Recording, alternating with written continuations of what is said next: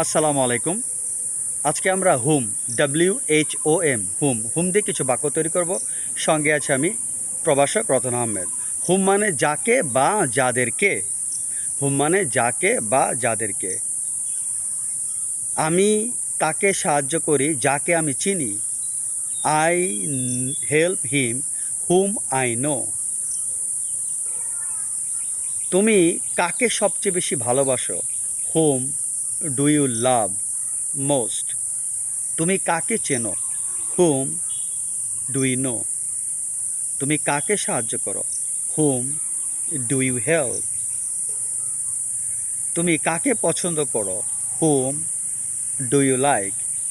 তারা কাকে পছন্দ করে?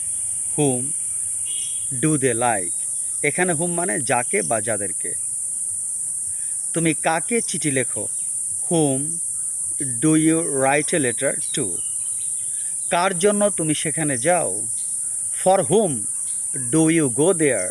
কার জন্য সে সেখানে যায়? For hmm does he go there.